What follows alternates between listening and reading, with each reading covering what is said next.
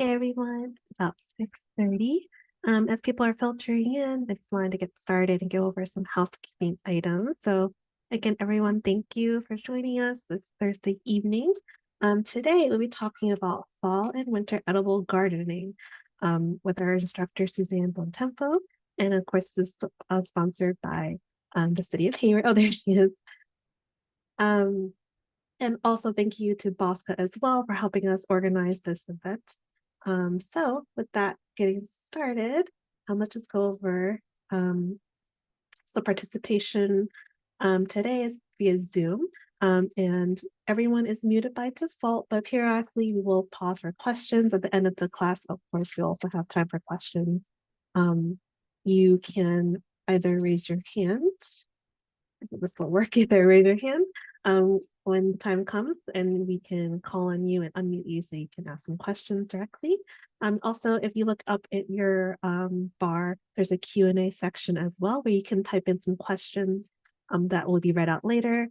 Or if you want to use that as, I missed something, you said a link or something and I want to know what that is, we can also just chat and type it in there as well for you. And there you go, that button there. So to go over, BOSCA is the Bay Area Water Supply and Conservation Agency. We represent 26 agencies that purchase water from the wholesale system from the SFPUC. Altogether, we represent agencies that represent water deliveries to 1.8 million people and over 40,000 businesses across Bay Area and Alameda, Santa Clara, and San Mateo counties. And ultimately, the goal of BOSCA is to provide all the residents in these member agencies a high quality water supply of water at a fair price.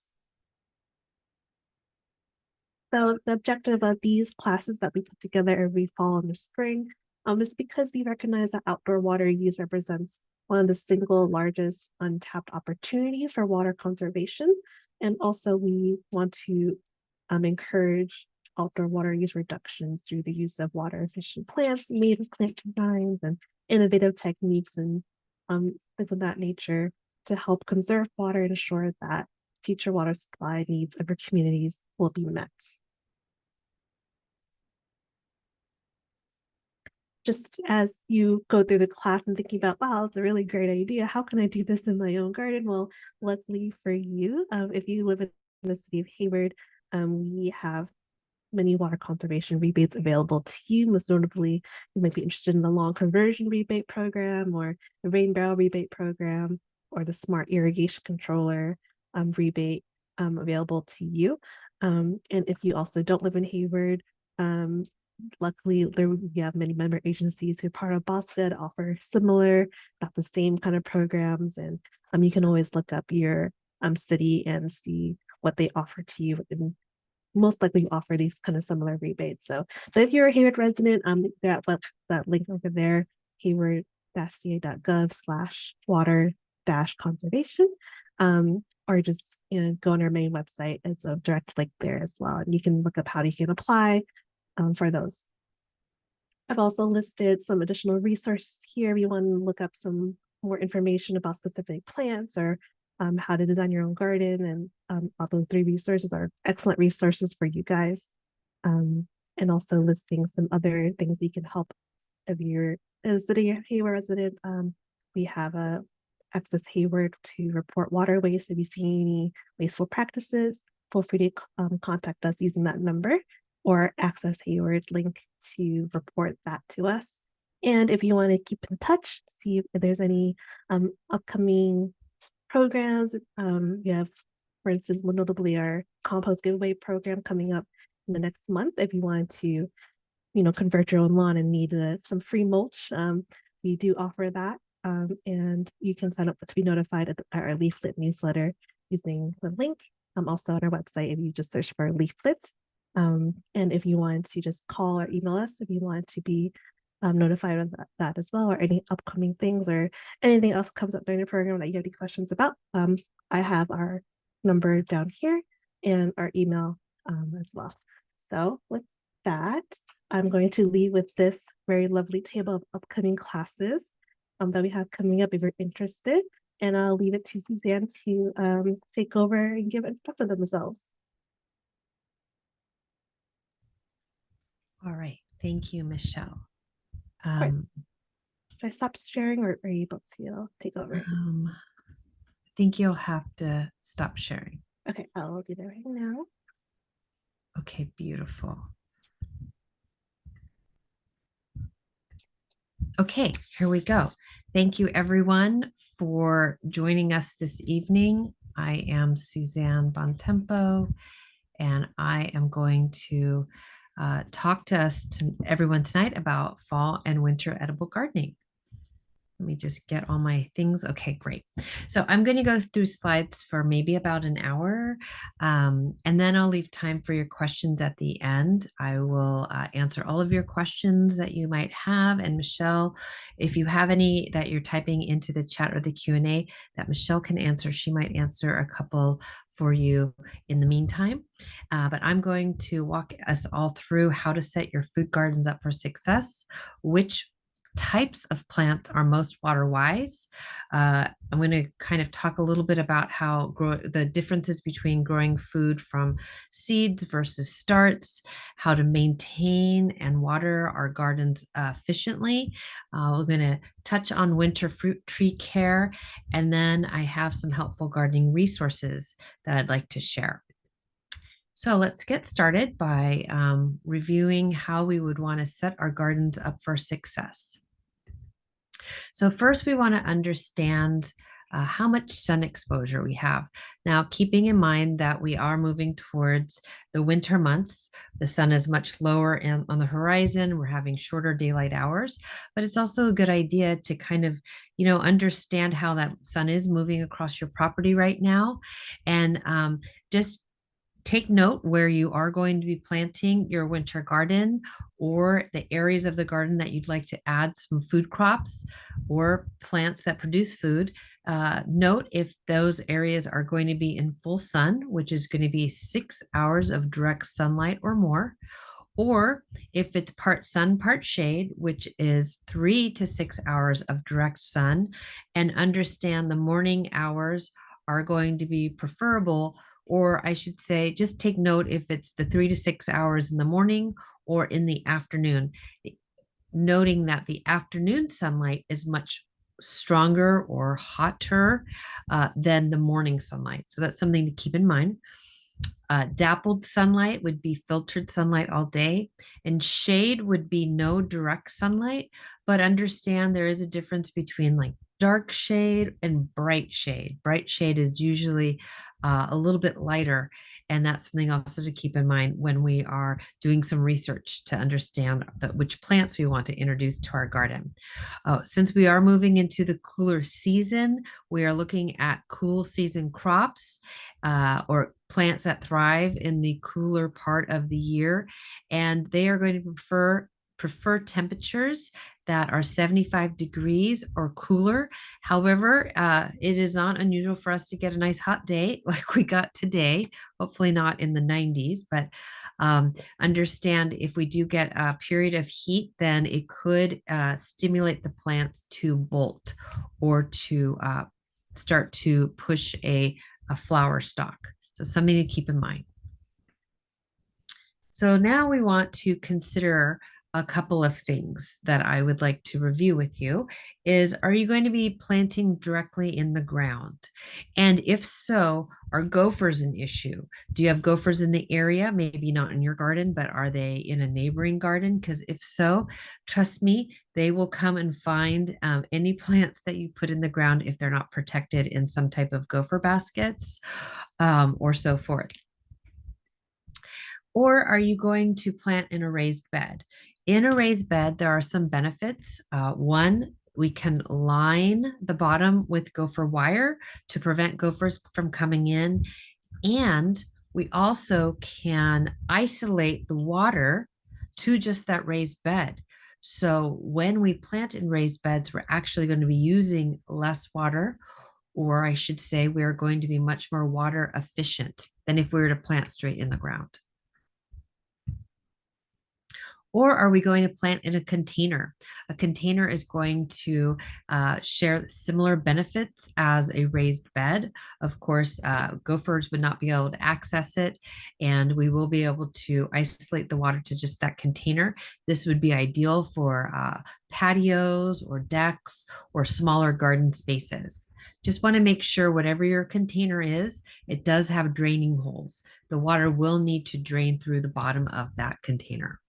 The larger the container, the better. As you see here, this is like uh, a tub, a galvanized tub that I got from the hardware store that I did drill holes in. So it's shallow, but it is nice and wide.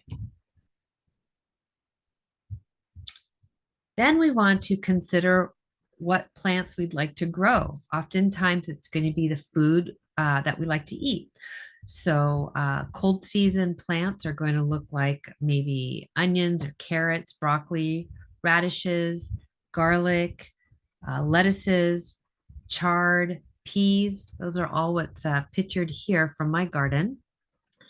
And we're going to consider other plants that would be in the cold season, which would be any of the alliums, the garlic, the onions, the shallots, brassicas, uh, cabbage, broccoli, and turnips, for instance, leafy greens, chard, kale, and lettuces. So these are all plants that are going to thrive during the cooler time of the year. From that, we're going to have a couple of categories. One, annual food crops, something to keep in mind. These are going to be plants that their whole entire life cycle happens within 1 year. So, and they have a tendency to grow pretty quickly, and they have a tendency to provide us food uh, uh, pretty quickly since they grow pretty quickly. So we can plant these by seed, and in a number of weeks, we would have those plants already growing and sprouting. And in the case of the leafy greens, we can already be harvesting. Of course, radishes grow very quickly as well. And then there's perennial food crops. Now, perennial food crops are going to have a life cycle that is going to be 2 years or longer. So this is going to be a plant that gets planted in a permanent location. It is not something we're going to rotate. If there's ever any reference to rotating crops, it will not include our perennial foods. These are plants that are going to be in their location for the duration of their lifespan or the duration of the time that we would like to continue to eat those plants. Sometimes we get bored with them or we want to get rid of them, transplant them somewhere else. So these are going to actually be let's just say, use the least amount of resources, including water. So most perennial food crops are going to require less water once established, but it could take about a year or two for these plants to become established. And then from there, they would require very low maintenance, just some fertilizing and water throughout the year, but less than some of the annual food crops. And then the next term I'd like to introduce is to share that we are moving towards bare root season, which is one of my favorite times of the year as a gardener. Bare root season means that as early as December and typically around the beginning of January, during the dormant season, plants can come into our local garden centers and be available for sale as bare root, not potted in pots.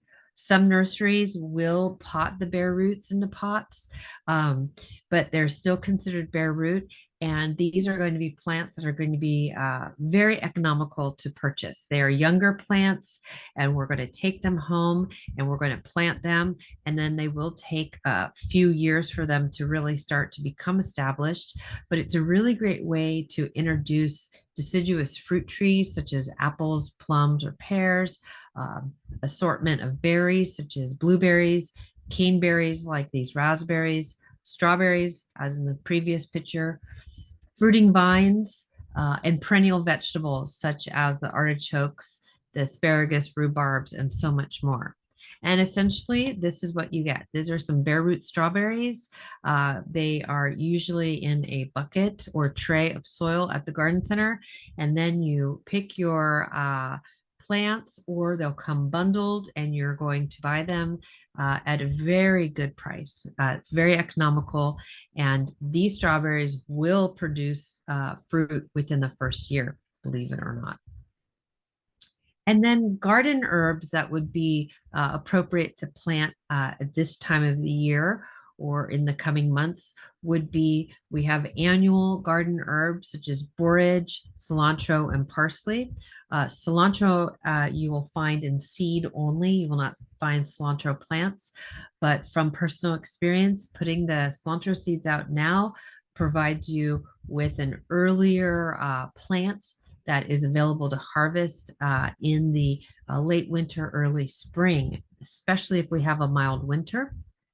And then perennial herbs would be plants like oregano, rosemary, sage, thyme. These are plants that are going to last in your garden for several years. All right. So now I'm going to talk a little bit about growing from seeds versus starts.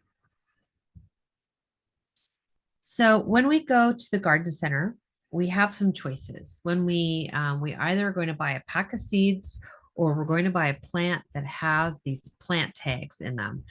And we want to read and do a little bit of homework to make sure these plants are going to be, one, suited for our garden space, and two, appropriate for this time of the year. So, for instance, these carrots here, it says sow in the early spring or late summer.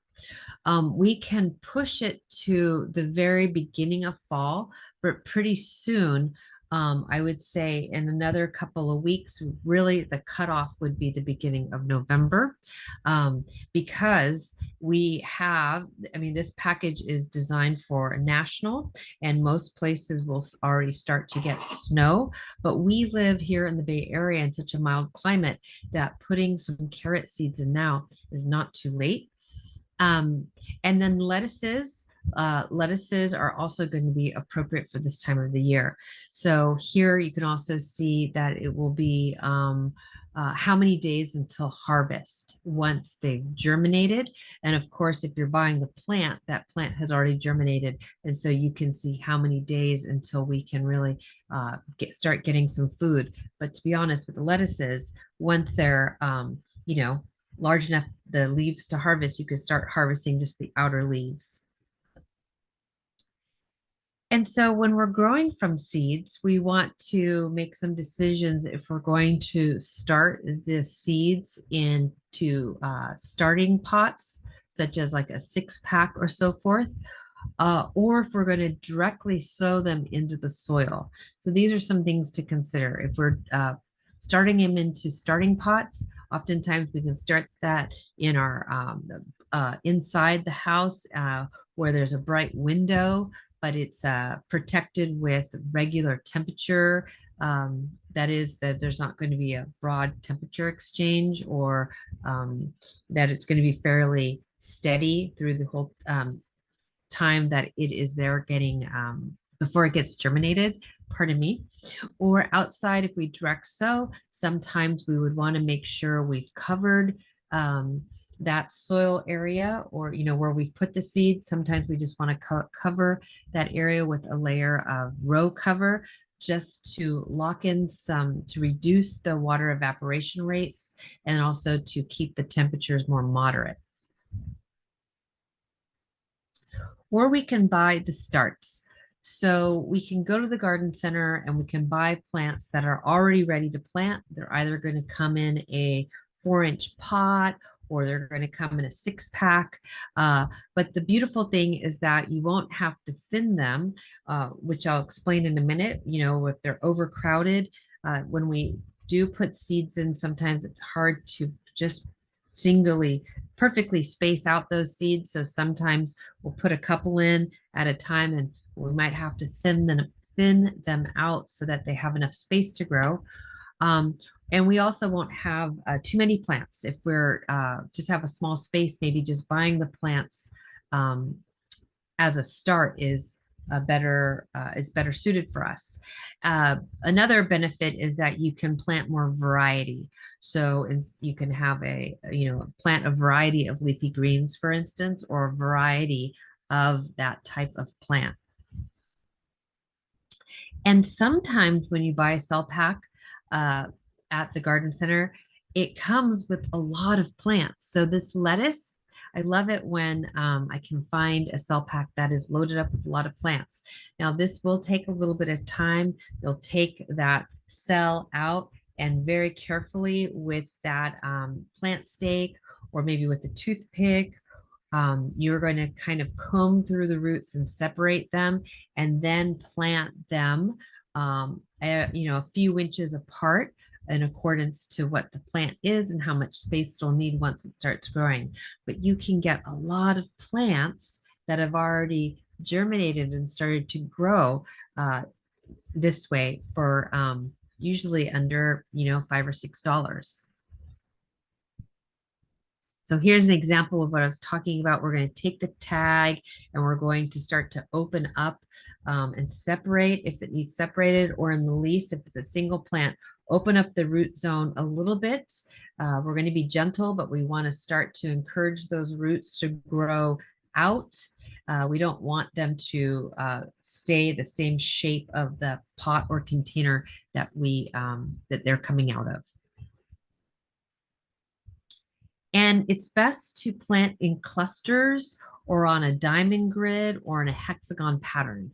So, any pattern will work, but when we can stagger the spacing as on this diamond or hexagon grid, you can see we actually can plant them a little bit more closely together. And the benefit of that is when those plants start to grow, you might think, wow, this looks like it's way too overcrowded. But we are going to be harvesting the outer leaves of these leafy greens. And because the leaves are shading the soil, we are going to experience less water evaporation, which means that soil is going to stay moist for a longer period of time, which means we will not need to water as often. We still will want to water deeply. So we want to make sure that we're watering for a long enough period of time that that water can infiltrate down several inches, but we won't need to water again. So we'll really be watering less often, less frequently, which means we're going to be using less water. So when we water, we're saturating that soil, we're really making sure we're watering deeply.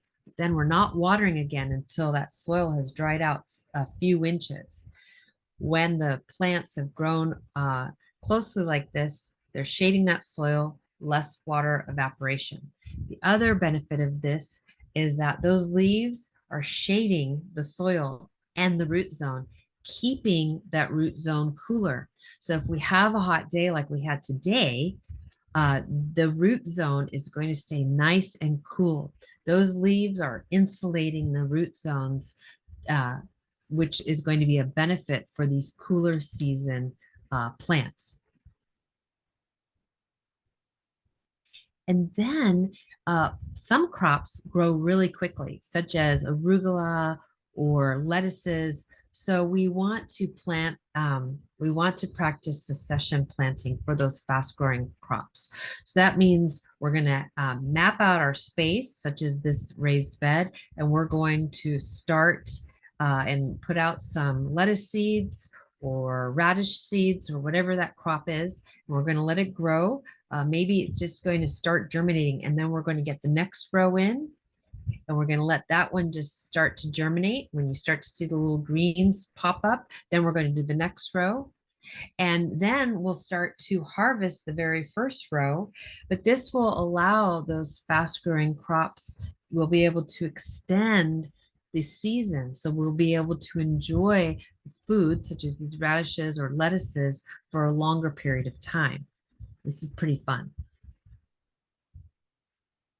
And then when we are planting by seed, it is often we would need to thin. So this is a picture of some parsley seeds that germinated, and now we've got the parsley plants, and you can see that they're planted very close together. So I want to go through and I want to thin them out so that each parsley plant has some space to grow.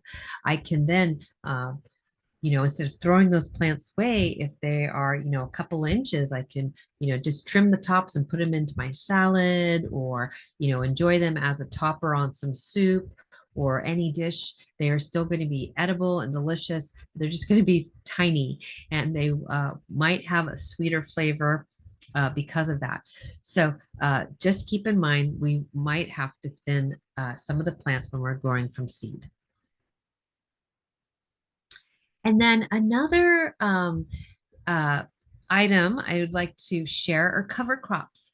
So if we've been growing summer vegetables, but we really only want to grow a portion of that garden as a for winter crops, or if there is a section of the garden that maybe we're not going to plant for the winter, it is really important to protect that soil instead of leaving it bare. And a really good, easy, economical way to do that would be with cover crops. And the cover crops are excellent for any unused garden spaces or veggie beds. They're going to continue to protect that soil from erosion. They're going to continue to build and feed that soil so that our soil stays healthy and we can continue to enhance the microbiology in that soil. Cover crops will continue to increase or improve the soil structure and water holding capacity, because that's really important. When we're looking to grow water-wise gardens, we want to make sure our soil stays healthy and that structure is always going to be tip-top in beautiful condition so that it can hold water and benefit our plants in a way that is going to be the most water wise. My favorite cover crop is going to be fava beans. It's perfect time of the year is right now to get those fava bean seeds in the soil. You can dot them all around the garden, or we can keep them just in one garden bed. And they're going to provide nitrogen to the soil, really replenish that nitrogen. And when they flower on those warm days in December or January, and we've got pollinators out, they're going to provide some nutrition for our bees that are out buzzing around during the winter months on a sunny day.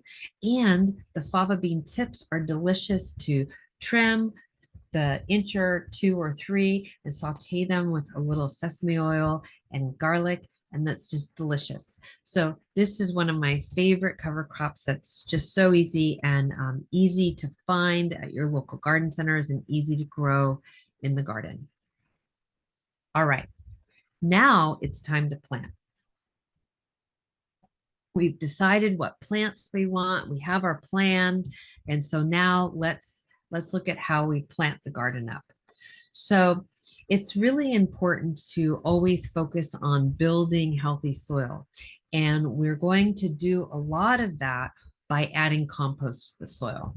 We want to amend that soil with compost when we're planting, or we're going to side dress, put a nice layer of 1 or 2 inches around the root zone of plants that are already like those perennial plants that are already established.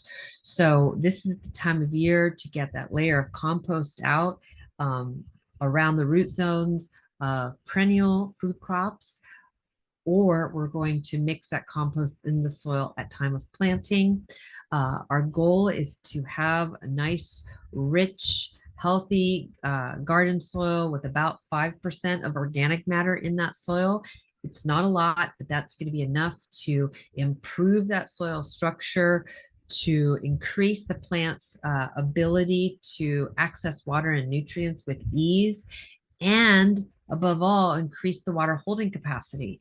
So that is just amazing. Compost is a win-win, regardless if you have clay soil or sandy soil or anything in between.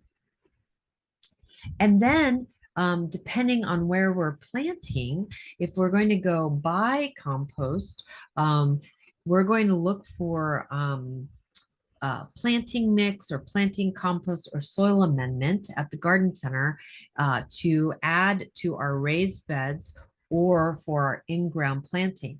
So all these companies have different names that they call their compost. You know, it could be soil conditioner or it can be raised bed mix. So ask the associates at the store if it's not clear, but that's what we're going to add to the existing soil, either in the raised bed or in the ground. But for pots and containers, we're going to use potting soil. Potting soil is specifically designed to drain really well in pots and containers. And we're going to feed our plants with organic fertilizers. So organic fertilizers are derived from organic matter that is natural, such as mushrooms or, chicken manure or some type of compost, maybe composted humus. You might see ingredients like kelp or bone and blood meal on the package, but it's not derived from fossil fuels. So it is all going to be words that we can understand and that we can look into. We can always go to the websites of these companies to learn a little bit more about how they source their materials for the fertilizers and so forth.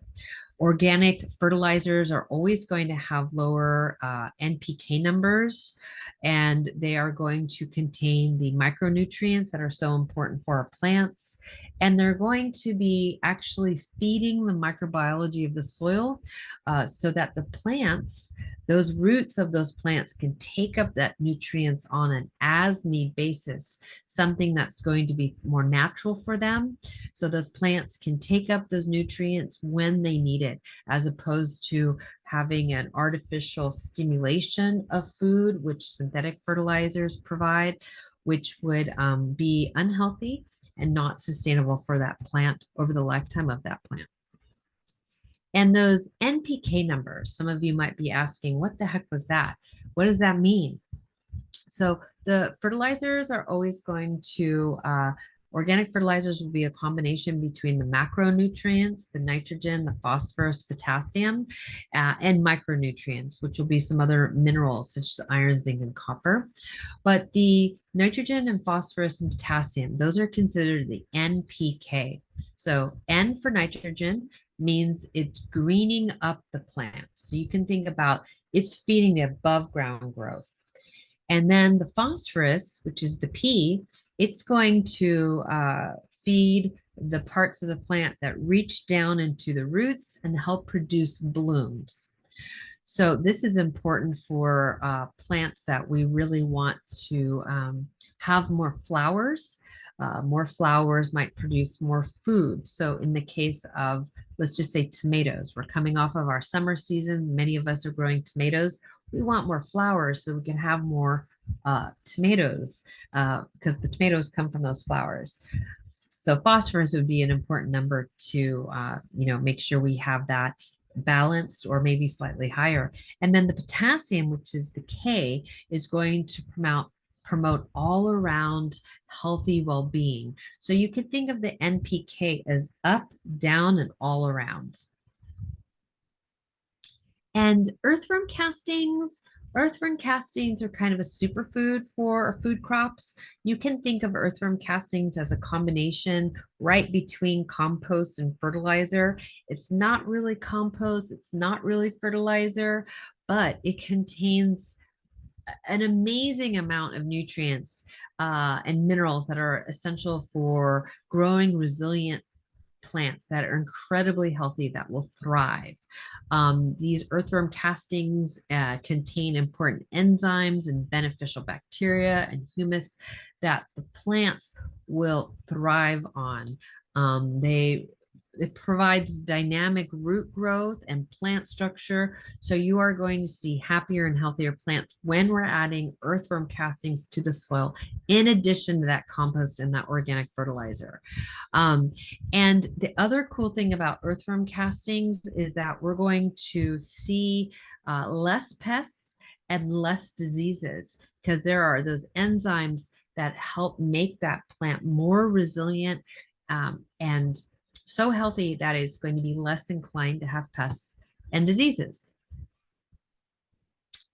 And so, how do we scratch that dry fertilizer into the soil, or how do we get it into the soil? How do we add earthworm castings? I mentioned how we would just lay the compost around the root zone of the plant, maybe even under a layer of mulch.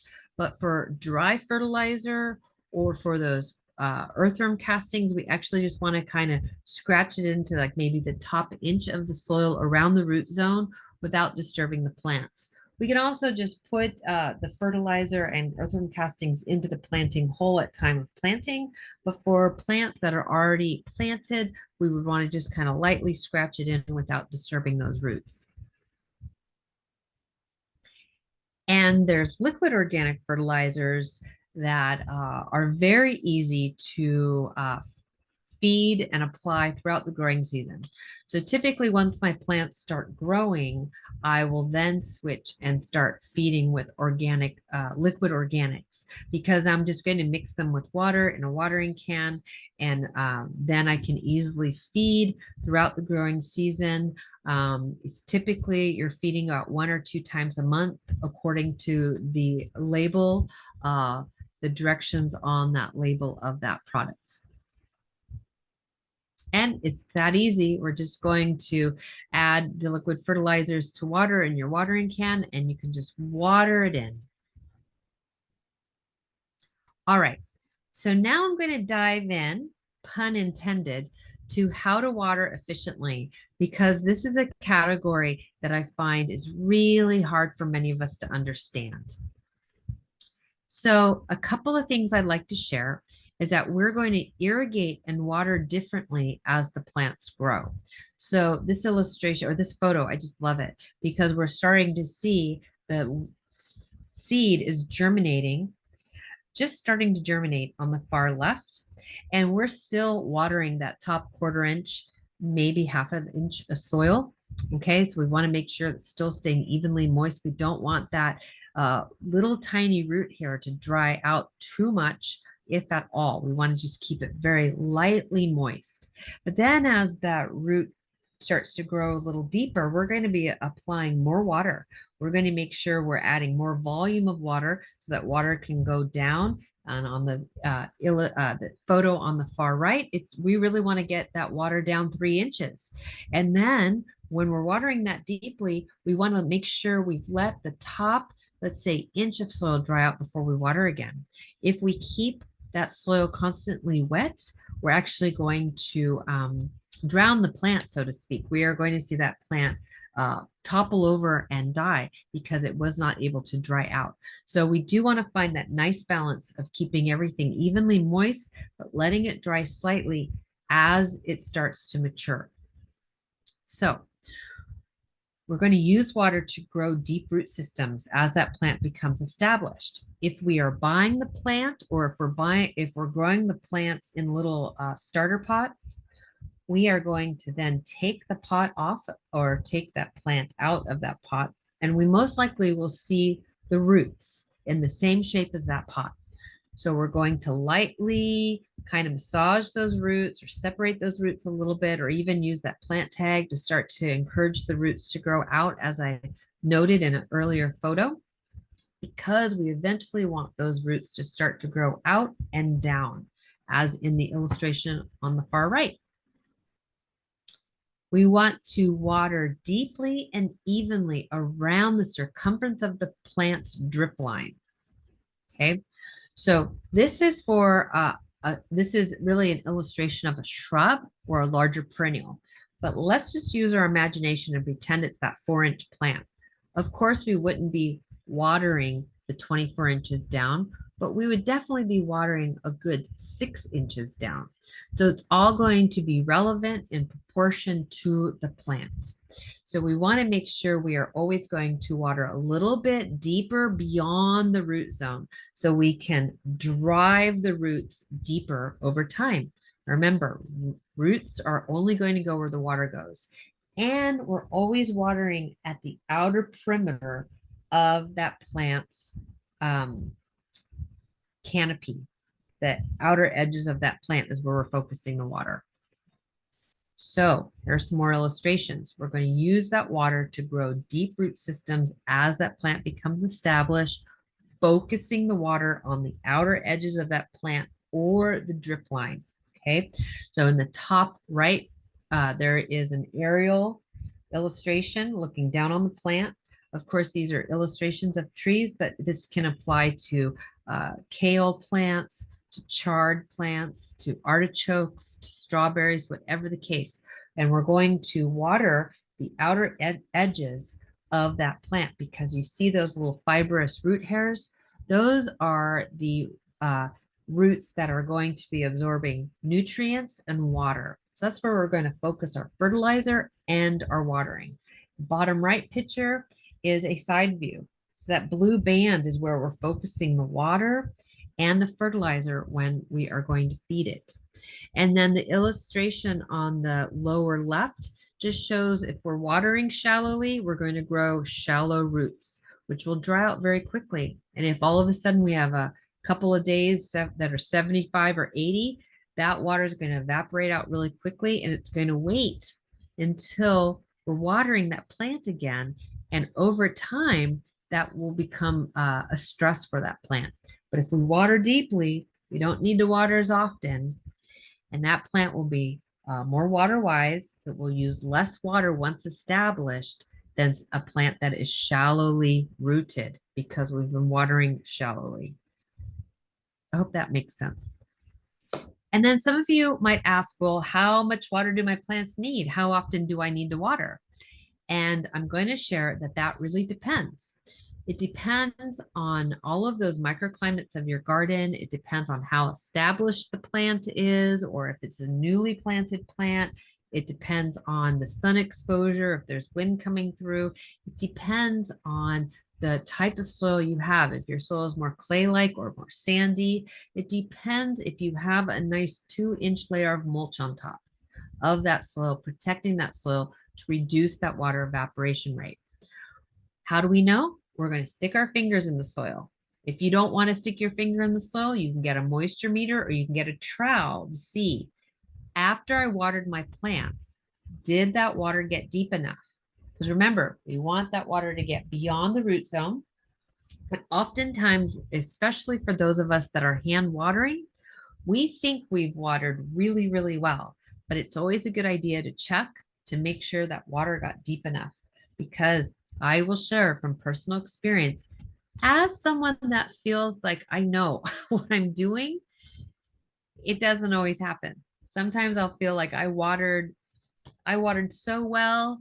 I soaked the heck out of that plant. But then I go and I check, water only got down about 1/2 inch. So remember, when soil is dry, it's a little hydrophobic and it takes a while for that water to infiltrate. It will infiltrate with more ease when we've got that nice layer of mulch on top. And then if we have irrigation systems, I'd like to encourage everyone to take advantage of the rebates that the city of Hayward and Alameda County are offering, because they're smart controllers. There's rebates to switch to drip. And the reason why drip irrigation is more effective and efficient is because it localizes the water and to where you want that water to go. So we can always focus the water, focus those emitters where the water is coming out of the drip irrigation at that root zone, at the outer edges of that plant. And then we can really localize that water and allow it to come that irrigation is going to come out slowly and allow, because we have a timer, to get really deep. So we can always adjust the timer to make sure that that irrigation is running for a long enough period to get deep watering, and then we're not going to water again until the top few inches has dried out. Drip irrigation is going to make that direct contact with the soil, so there's less water evaporation rate, and it's very effective. And it's going to save you time and money. We're always going to set that timer or water our plants early in the morning around the sunrise hours when the soil and the air temperatures are cool. And in fact, the best time to water is like 6 a.m. I'm sorry, 4 a.m. to 6 a.m. We could even push it to, maybe 7 a.m. But those sunrise hours are the best time. And the reason why we want to avoid watering in the middle of the night, like at midnight or 2 in the morning, is because especially after a long dry summer, critters such as raccoons and rats and possums are thirsty. And when they hear that irrigation going, they come on over, they chew on that irrigation emitter, and then they can just drink that water. And it could take several weeks for us to notice that there's an irrigation break, but we've kind of trained the critters to come to our garden. I'll also share, for watering in the middle of the night, we're going to attract slugs and snails and earwigs and some plant diseases. So it's always best to water around the sunrise hours. And we can also set our irrigation clocks for multiple start times to prevent runoff if we do have clay soil or soil that the water is not infiltrating with ease. We'll have to pulse that water out. So cycle and soak so that we could still get that water in to infiltrate deeply, but it might have to come out in like a pulsing effect. And then we're going to protect that soil with mulch. I mentioned it already once, but as I shared, when we have that nice 2 to 3 inch layer of mulch protecting the soil, then we're going to be reducing the amount of water we need to use, which means we won't be watering as frequently. We'll be watering even less often because we've reduced that water evaporation rate significantly, upwards to 70% in some cases. The mulch that I recommend is going to be some type of a wood chip mulch, or like an arbor mulch, or bark chips, or straw. I love using rice straw around my vegetable gardens. It's very easy to use. It's inexpensive. It really mats down well. And the seeds, if I am sowing seeds directly, they can germinate and move through the straw with ease. You can find rice straw at a local feed or farm supply store. I'm not exactly sure where one would be immediately, but I do know that there are a couple in the Hayward area because folks have mentioned it to me before. So I'd have to look that up. So I apologize. And also the 2 to 3 inch layer of mulch is going to keep that root zone warmer in the winter and cooler in the summer. All right. I want to talk briefly about some winter fruit tree care. So for those of us that already have citrus, which are evergreen fruit trees, we are going to side dress those root zones with some compost or chicken manure and or earthworm castings. And then we're going to put a nice 2 to 3 inch layer of mulch on top of where we've added that compost, manure, or earthworm castings. Remember, it's not going to come up around the crown of the plant. It's going to come in that zone around the outer edges of the canopy, right over the roots. We're going to thin the fruit on the citrus because if it gets too heavy and then we have a wind event, a branch can break. And then we want to pay attention to the forecast. We want to protect if frost is in the forecast. We're going to cover that with row cover or frost blanket. It's very important to use that frost blanket and not just a blanket from the house or a sheet, because that frost blanket is actually designed to allow UV to come through, but to let that moisture wick away. And then deciduous fruit trees, such as apples or pears or plums, we're going to remove any remaining fruit. So if you still have fruit out there, we want to get that off site. We don't want to keep any up on the tree. We want to get it in that green waste bin. We are going to look towards pruning our deciduous fruit trees, most likely around January, We can do it as early as December. We're not going to prune cherries or apricots. Those are summer pruners after we've harvested that fruit. And we're going to apply an application of a dormant season eco-friendly pesticide if needed, such as a horticultural oil to manage any aphids or any other insects that might overwinter, or like a copper fungicide or similar to manage any diseases that might be overwintering. And then for those of us that are either have fruit trees, the deciduous fruit trees on our property, or we're looking to maybe introduce some, take advantage of the bare root season, it is very important. If you want to grow a healthy tree and you want to have a nice amount of, healthy fruit yield year after year, we want to prune our trees. So many people are afraid to do that, but if we want to have a healthy tree, it is very important to prune that tree. And this is just another picture. I know it always looks alarming. Gosh, I've cut so much off the tree. Really? Yes, we do want to cut that much off the tree. And then a brief note about pests before we close. Pests are going to show up. It's inevitable. It's normal. It's just part of life. It's a very important part of that garden ecology. Pests actually are food for beneficial insects and for birds and for our lizards and so forth. So I get excited when I see pests in my garden because I know they're food for something else and that I have a healthy ecosystem in my garden when I see pests.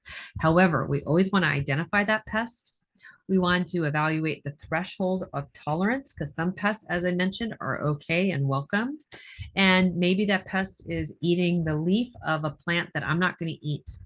But if it's the fruit, such as that strawberry, I might want to take some action because I want to eat the strawberry. I don't want those pests to eat my strawberries.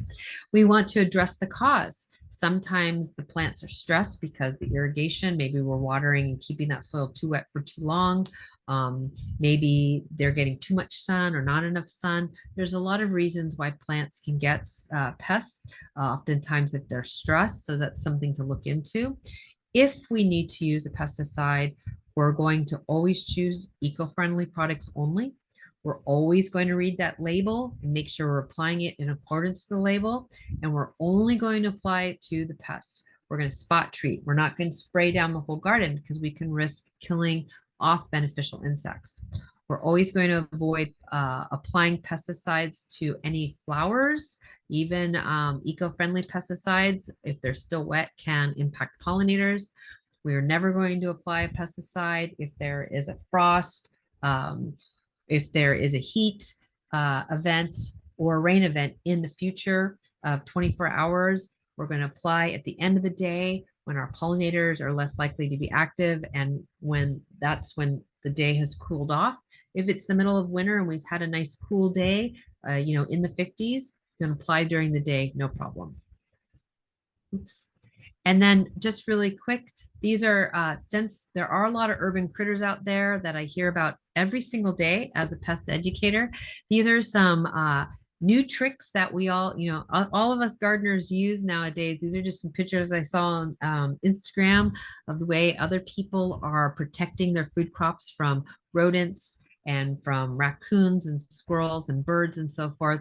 So these are called exclusion frames. So get curious, look them up. They're very inexpensive, very easy to build and to add to protect your food crops. Some online resources for pests. You can always look at the Our Water, Our World website or the University of California statewide integrated pest management website, their online database, which is amazing. For bug identification, I always like to go to bugguide.net. You can even send pictures to them of a unidentified bug in your garden. And then if you'd like some information on pesticides, the mode of action, and how safe they are to use or their environmental impacts, the National Pesticide Information Center has a lot of really great user-friendly information. And then some of my favorite gardening reference books, Grow More Vegetables by John Jevons, Golden Gate Gardener by Pam Pierce, Sunset Western Garden Book, the Book of Edibles, And then any of the Rodale's publications. This is just the garden and landscape techniques, but there are so many, organic gardening, composting, so many great books. I will share that the Grow More Vegetables, Go and Get Gardening, and the Sunset Western Garden Book of Edibles has a planting guide, a calendar of when to plant different types of food crops throughout the year, as does the University of California Master Gardener Program of Alameda County. If you haven't been to their website, they have a really great planting calendar that is goes into a lot of detail of month by month gardening. With that, I'd like to thank you for joining me. I really appreciate your time and attention, and I would be more than happy to answer any of your questions. Oh, and you can always reach me. I'm Suzanne Bontempo. My website is plantharmony.org. You can email me if you have a question that comes up later that you didn't think about. You can also follow me on Instagram at Plant Harmony. Great, thanks, Suzanne. We had some questions that came in. So let's get started. First question regarding composting fertilizer. Do you still need blood meal and bone meal? Um, it depends on what you're trying to fertilize. So for me, I know when I'm planting my bulbs, the bulbs really benefit from the bone meal. I typically I'm not relying so much on the blood or bone meal. When I'm purchasing an all-purpose organic fertilizer, I'm relying on the other components of that fertilizer to feed my plants. Some brands will have blood and bone meal, not all of them. So it kind of depends on what you're trying to again, what we're feeding, what we need. If we're looking for a certain NPK, I know blood meal will offer more nitrogen. Maybe that's not always necessary. So typically I will start with a organic starter fertilizer or an all-purpose fertilizer, or a bud and bloom fertilizer if I want to produce more flowers. For instance, artichokes, those are the flowers. So I might be feeding that with a bud and bloom fertilizer, for instance. So it just depends. Great. And then the next question is about irrigation. I think it's asking when irrigating tap roots or root vegetables, like carrots, radishes, and potatoes, I guess asking how to do that. Oh, yeah. So I know, good question. So the outer edges of that plant are going to be really narrow. So oftentimes, if I'm growing carrots, I might use a soaker hose, or I might use irrigation tubing that has emitters like every 6 inches that release the water.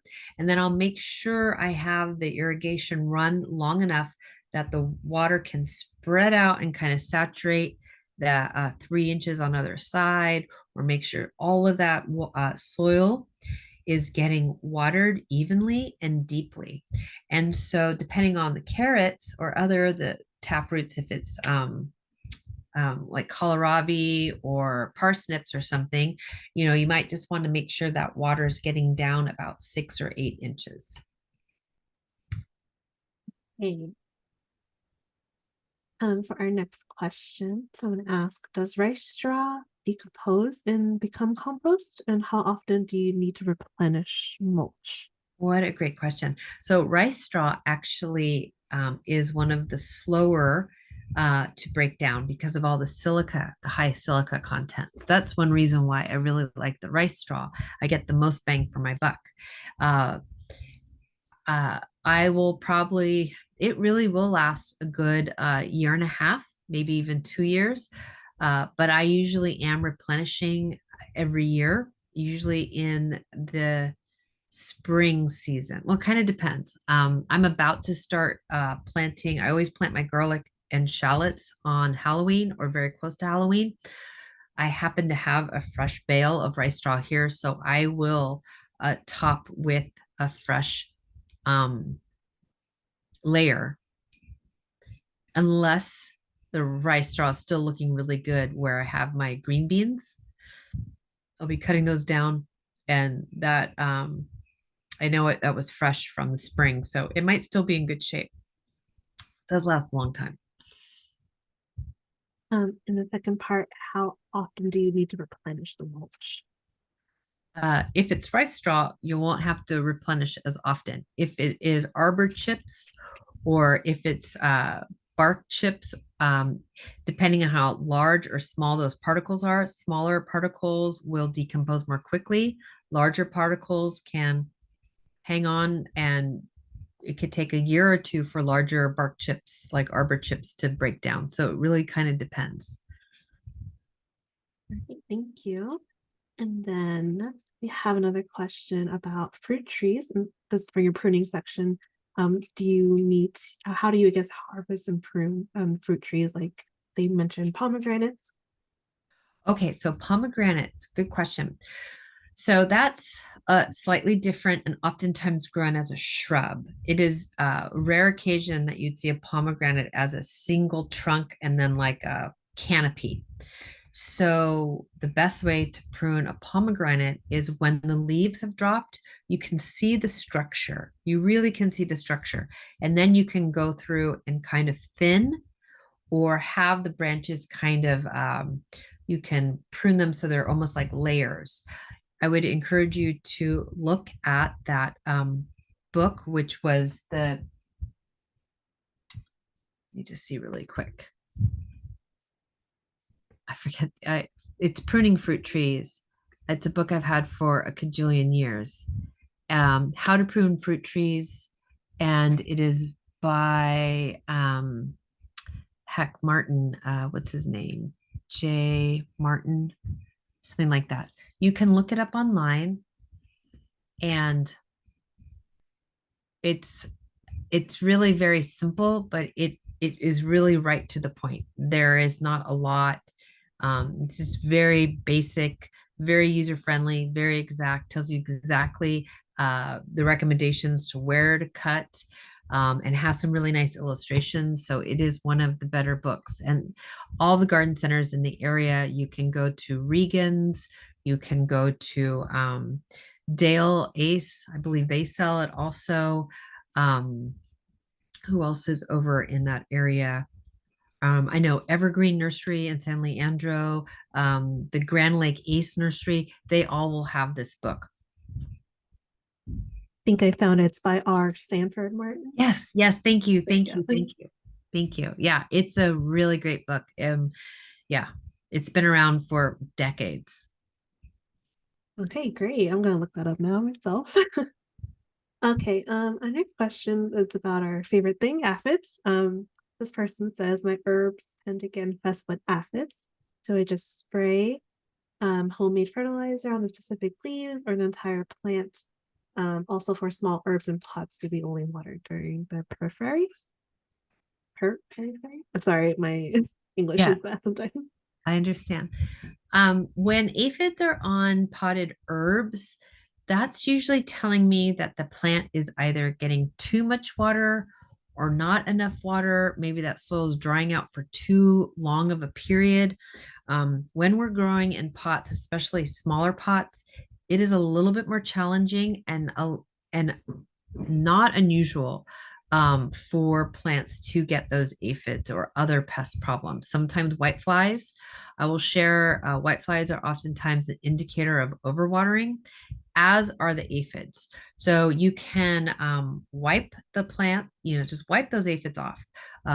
I would encourage you not to use dish detergent because dish detergent has degreasers in it. Even if we're diluting it with water, it can actually do more harm to the plant than good. Um, you can blast the aphids off with a strong stream of water from a watering bottle, like a spritzer. But really wiping them off is the best way, and then monitor. Then, yes, fertilize with the organic fertilizer after we've watered your plant. Add that organic fertilizer, and then let things dry out between watering.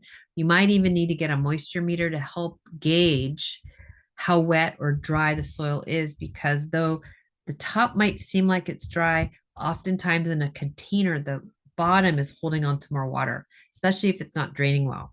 So you want to make sure that that plant is able to drain really well. And then make sure, the other thing is when we have containers, herbs in containers, if they're inside the house, they're not really going to be happy. So we want to put those containers outside. Inside, it is very common that they'll get some pest problems because it's not an environment that they want to thrive in. They would prefer to be outside. So it would be best to get those plants outside. I hope I Hey, covered all the bases on that one. yes, and the second part of the question is asking about for small herbs and pots. Do they only water along the periphery? You're going to water, you want to make sure they're evenly moist. So you're going to water them well and then just let them dry again. If small pots, there's just only so much soil. So there might be the plant might have grown that small plot. So you might need to plant it up into the next size up. But again, when we have containers, we just really want to make sure we're watering all of the soil evenly and then letting it dry between watering. Okay. And then our next question asks, what are your thoughts on square foot gardening method? Oh yeah, that's really fun. I've got one of my best friends, her and her husband do that. It seems to be really easy and effective. It goes into a lot of details that is excellent for like beginner gardeners or for those of us that have smaller spaces. I know that the Grow More Vegetables book by John Jevons, it isn't exactly the same, but there are some similar concepts. So yes, you can actually grow a lot of food in a smaller amount of space for sure, while using less water. Awesome. We love to hear that. Yeah.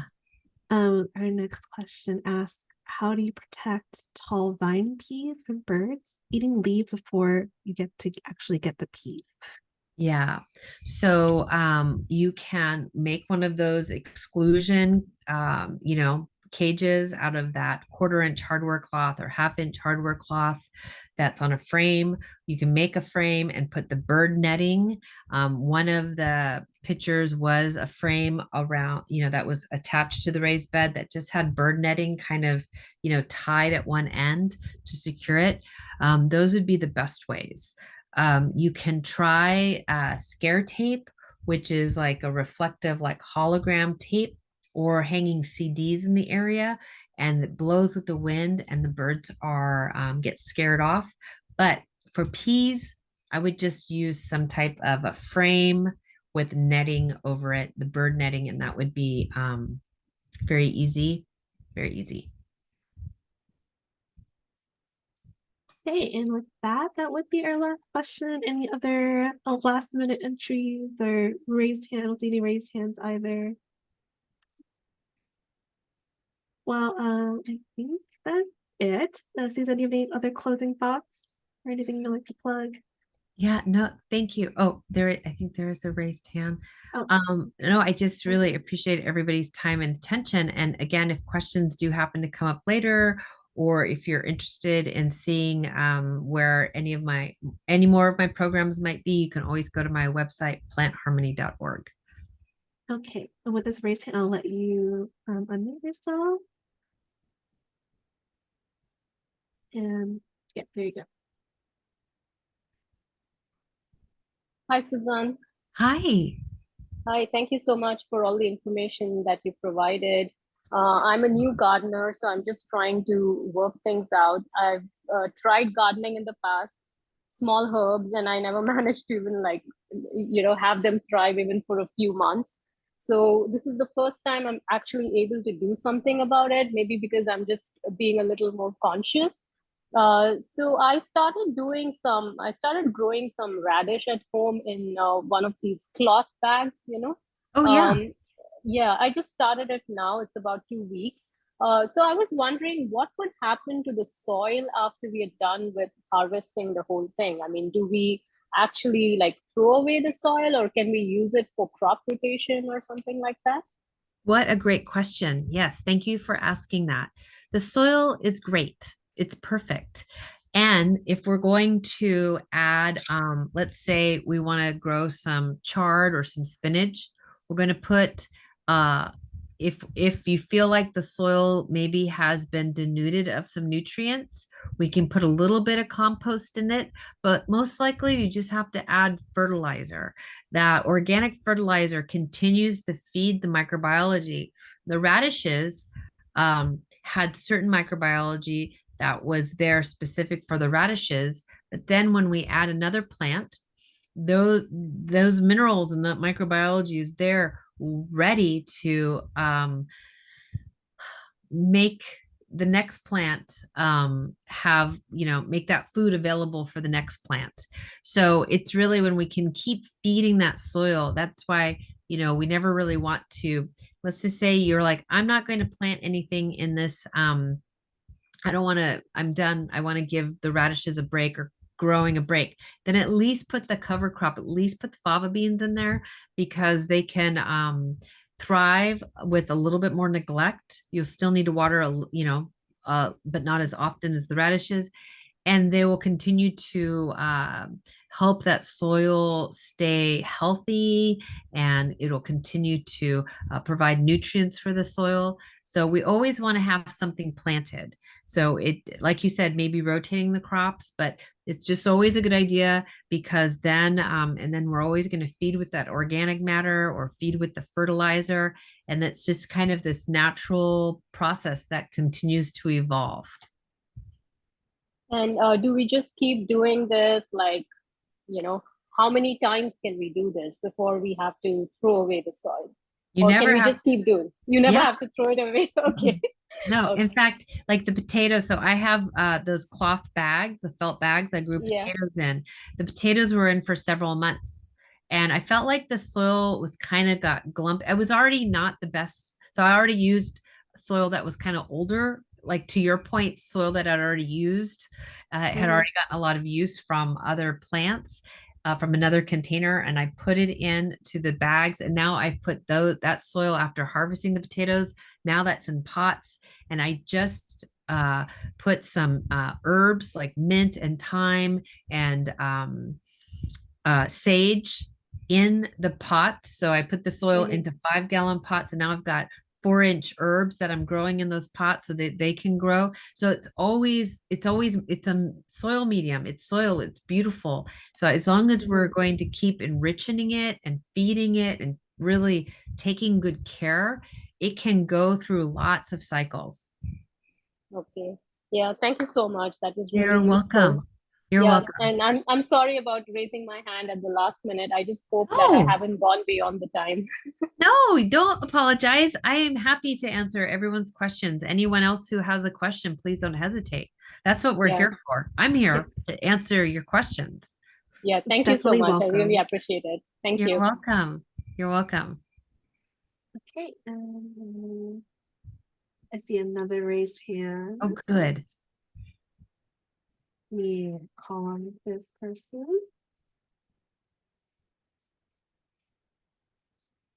Okay, and now you're able to talk. Hi, thank you so much for hosting this. I have a question about irrigation systems. If you have an existing irrigation system and there's like already pipes running to different places in your garden, but like you have like the above ground emitters, and maybe like you have a broken station that like isn't working, or you're thinking you want to get like a water sensor so that you don't have the irrigation system turning on when like it's just rained. Like last year we had a really wet winter, right? How, like, what would be the steps to like change it without starting from scratch? Or like how does someone go about asking the right questions to get help to do all of that? Yeah, thank you for asking that question, because it can be really overwhelming. Yeah. And even someone that used to install irrigation or work on properties that had existing irrigation that wasn't maybe installed in the best way, or maybe wasn't as efficient. So it can be a little bit nerve-wracking to get down to like the heart of the matter, like what is really, because it's all underground, you can't see it. So a couple things I would recommend is there is a program. It's called Quell. And let me think if I can remember the acronym. So it's Qualified Water Efficient Landscaper. So Okay. Quell. And they have a list of professionals in the area that are going to be able to, you can hire. And they've gone through the Quell training, as I've gone through the Quell training, although I did it for education. But there's a lot of landscapers out there and gardeners that went through the training, and that would be where I would start. You can also go to the Rescape California. It used to be Bay Friendly. Mhm. And they're also going to have a list of professionals that have gone through their training. And from there, I would get a couple of names and phone numbers and reach out to people and then ask them what their experience is with irrigation. Ask them some questions if they've replaced controllers or if they're able to navigate the controller. If they're open and willing to do troubleshooting, what's their rate? How long do they anticipate? And they should be able to ask these questions and actually ask you even more questions about what's going on. Another really awesome resource that I also would like to share is the Urban Farmer Store. They're in Richmond, which seems like it's a little far away. There's also one in San Francisco, but they work with contractors throughout the entire Bay Area. And when I started to get a little bit too busy, I would subcontract with them. But they've always been an amazing resource. They're always have really good quality people working with them. Yeah, I can't say enough about the Urban Farmer Store. They're just a great resource. And they also have classes. So that could also be something if you're interested in tackling it yourself. That's a great resource. Got it. And so you mentioned Quell and then another org that used to be called Bay Friendly. What was that other one? Yeah, they're called Rescape California. Rescape, sorry. Yeah, no, Thank don't you. apologize. It's a funny Yeah. name. But yeah, because they've joined with all the other, it was like Bay Friendly, River Friendly. So they all came together to have one more universal name throughout California. Got it. Thank you. You're welcome. Okay, and with that, I don't think we have any Q&A questions. Nope. And then, yeah, so everyone, thank you so much for attending and for great questions as well. And Suzanne, thank you again for your wealth of information. You're welcome. If you have any questions, guys, feel free to let me know. If you want to suggest any other topics that you'd like to have for future classes that you want Suzanne to teach, of course, please let me know as well. But yeah, everyone have a great night, everyone. Thanks, Thank you Michelle. so Thank much. you, everyone. Thank you.